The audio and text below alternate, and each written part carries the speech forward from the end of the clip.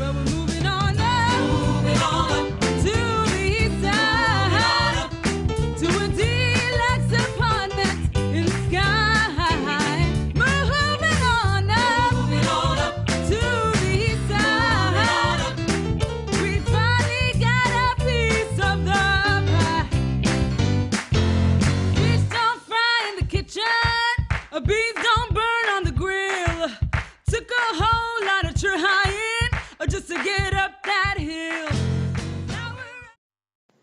Continuing from the last video, the people of Israel arrive in the Sinai, and Yahweh establishes yet another covenant with the people through Moses. They stop in front of a mountain which has fire and smoke at the top of it, which fits the description of a volcano pretty well. Yahweh tells Moses to warn the people to not break through and try to look at Yahweh, and the priests are to sanctify themselves for Yahweh so he won't break out on them. What priests is the author referring to exactly? Priests that came from Egypt or the Levites? Obviously he's not referring to Aaron and his sons, because Aaron has not officially been installed as priest yet, and he won't be until the book of Leviticus. Some of chapter 19, like verses 10 through 16 and 20 through 24, come from the J source, or the Yahwist, who also wrote the stories of Abraham and Isaac, parts of the Noah's flood story, and all of the Cain and Abel and Adam and Eve stories from about chapter 2 onwards. The stories of Abraham and Isaac show the customs that were important to these people at the time they were living. In Abraham's narrative, there's an emphasis on animal sacrifice that's not found in Jacob's narrative, which was written by the mostly by the Elohist, some a little bit from the J source, but mostly from the Elohist, who does not place an emphasis on sacrifices. Exodus chapter 19 verses 10 through 16 mention cleanliness customs and the need for the people to keep a distance from the divine, except at ritually appropriate times. These ideas undoubtedly influenced later priestly writers that wrote about such laws and customs more in depth. The mention of priests as already existing is understandable from the perspective of a Judahite writer in the 8th and possibly 9th centuries BC. As far as they knew, the priests that already existed, and they were called the Levites. This idea is also reflected in the book of Deuteronomy. Most of Deuteronomy was written in the 8th and 7th centuries BC, roughly during the latter part of Hezekiah's reign and into the reigns of Manasseh and Amon, and perhaps could have continued into Josiah's reign. Josiah did not hear of the book of the law, which many scholars contend was Deuteronomy, until about the 18th year of his reign. In chapter 20, the first set of laws are introduced. First, there's no other gods other than Yahweh. Then no taking of the name of Yahweh in vain. Then remember the Sabbath, honor your parents, do not kill, do not steal, don't commit adultery, don't bear false witness, and don't covet your neighbor's goods or spouse. This particular set of laws comes from the priestly source, because the reasoning given for honoring the Sabbath is that the world was created in 6 days, and Yahweh rested on the 7th day. This is the same as chapter 1 in Genesis, which was also written by the priestly source. These laws are followed by a bit of narrative which seems a touch repetitive but different from the narrative which came just before this set of laws. In this narrative after the laws, the people stand away from the mountain willingly because of the sight and the sound of the mountain, rather than being told to stay away. This is thought to come from the Elohist source, as it differs from the first narrative, where the people are told to keep away, which comes from the J source. The people tell Moses to speak to God and tell them what God says. Then Yahweh instructs Moses to not make any gods of silver or gold, and instructs very specifically to make an altar of ground for Yahweh to receive sacrifices. The stone altar was not to be chiseled or have stairs, so people's privates were not exposed on it. Obviously, they did have some concern for ritual purity, but not to the extent that the later J or the priestly source would have. The altar setup instruction seems to be largely ignored or overridden by later passages that give very detailed instructions for other types of altars to be. This altar design seems like a basic plan for altars at sites referred to as high places in 1st and 2nd Samuel and 1st and 2nd Kings.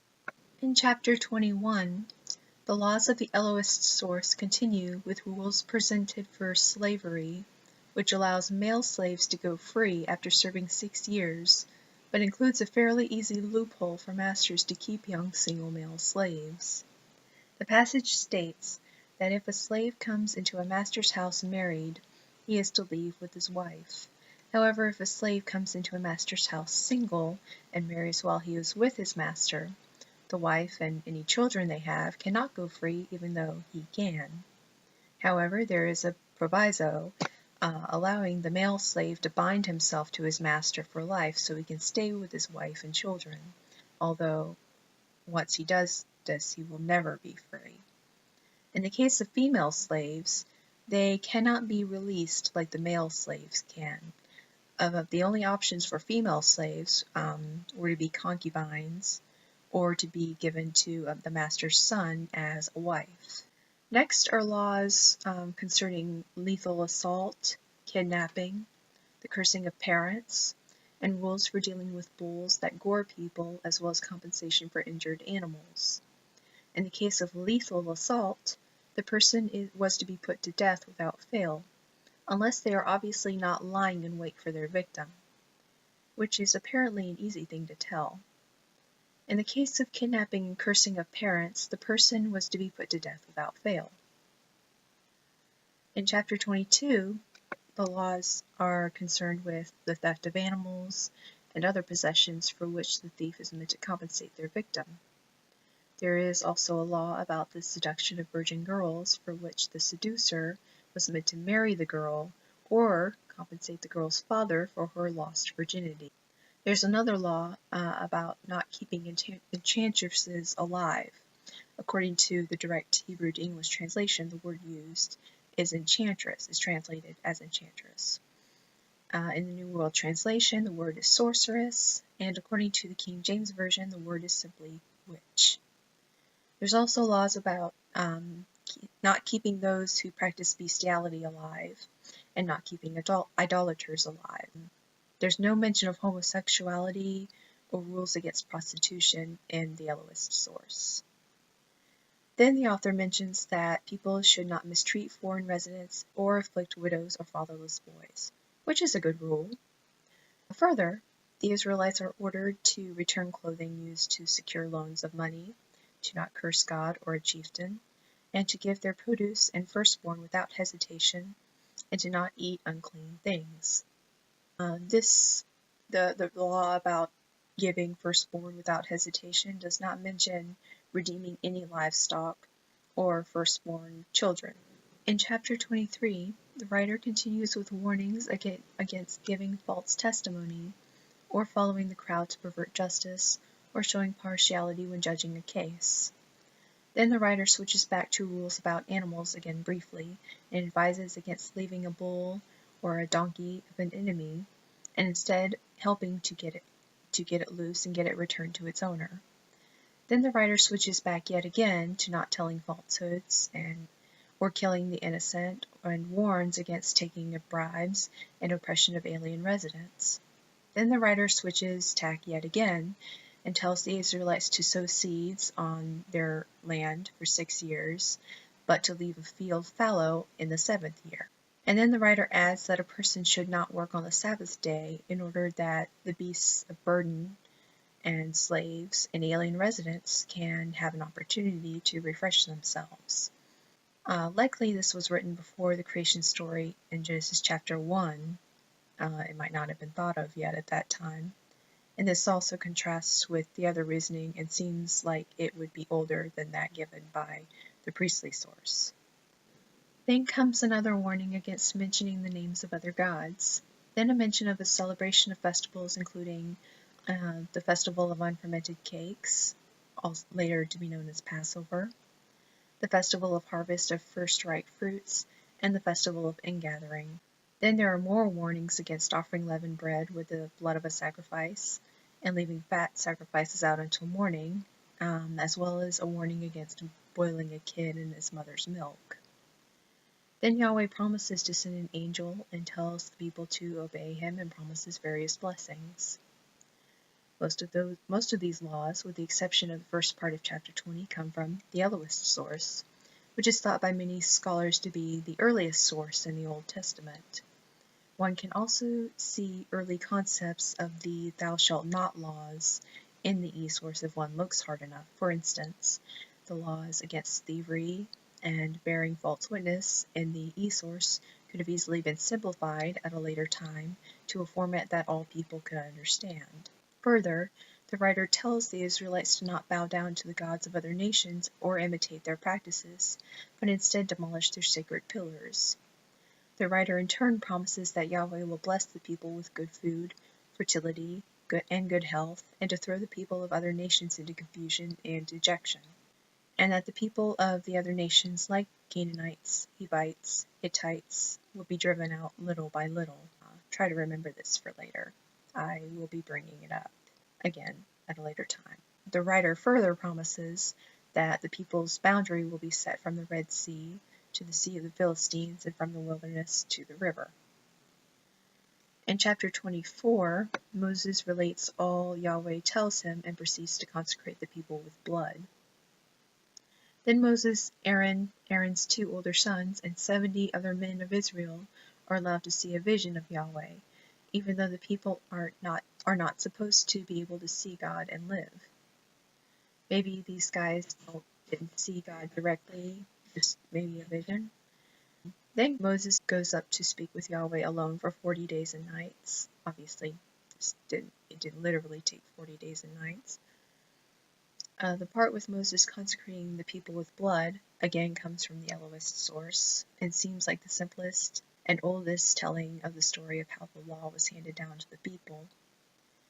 The mentions of Aaron and his 2 sons and the elders of Israel climbing the mountain come from the Elohist source.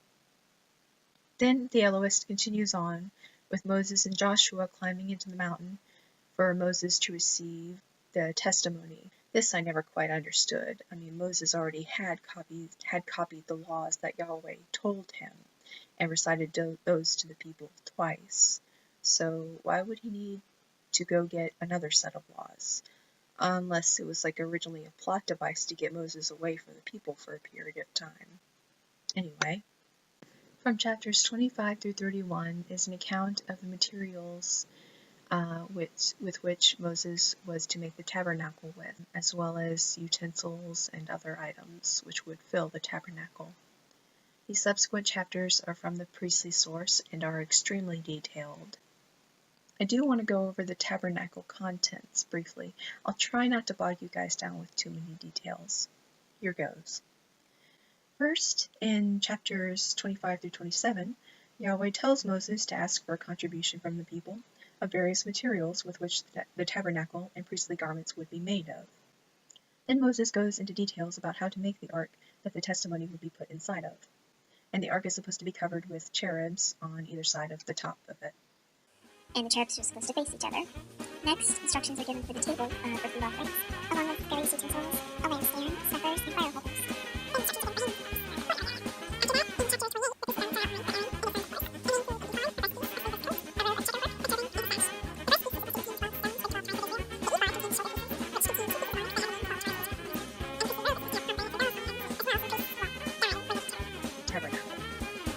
Then, in chapter 29, instructions for anointing Aaron and his sons are given.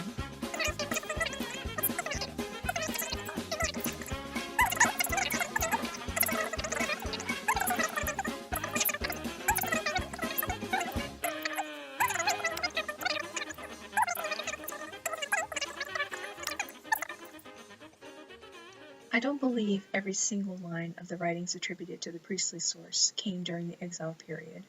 Only some or most of it. A couple of scholars have offered the idea that priestly writings could have been written concurrently with, or even earlier than, the book of Deuteronomy, which I included in annotations added to my earlier videos. But I don't think all of the priestly writings were written before the exile either, far from it. I tend to think that there may even be two priestly writings, two priestly sources. Like many scholars today think that there were two Deuteronomist writers, a first Deuteronomist and a second Deuteronomist. This is an idea I hope to explore further in the book of Leviticus. In the case of Exodus chapters 25 through 31 and 35 through 40, I believe these were either written close to or during the exile period. Obviously, the person who wrote about the tabernacle had to have known about it intimately. Clearly, this was the work of a priest who lived during the time of the First Temple. In the book Who Wrote the Bible by Richard Friedman, he describes the layout of the tabernacle and how it mirrors the space in the most holy part of the First Temple between the wings of the cherub statues. A priest during that time could have recognized the need for people after him to remember as much about the temple and the tabernacle as possible, and thus it would have been imperative for him to write out the items of the temple and the tabernacle within it in as much detail as humanly possible, in the hopes that it would be rebuilt and the items replaced. That might not have been what happened in the end, but I don't think that necessarily diminishes the original author's original intent. Further, in the book of Deuteronomy, the priests are the Levites, but in later works, including the writings of the priestly source, the books of Nehemiah and Ezra and the books of Chronicles, emphasize the separation of Aaronid priests from the rest of the Levites, and the elevation of the Aaronids as the only true priests, with the Levites serving as their assistants. Third, in many priestly writings is found an emphasis on atonement, which is rarely mentioned in Deuteronomist writings. Atonement would have been especially important for the people of Israel during and after the Babylonian exile period. In the next video, I will analyze the events that unfold when Moses discovers the people are worshiping in front of a golden calf, and we will get into a second round of interior decorating by Yahweh, in which what was previously described in Exodus chapters 25 through 31 is carried out. Fish don't fry in the kitchen, beans don't burn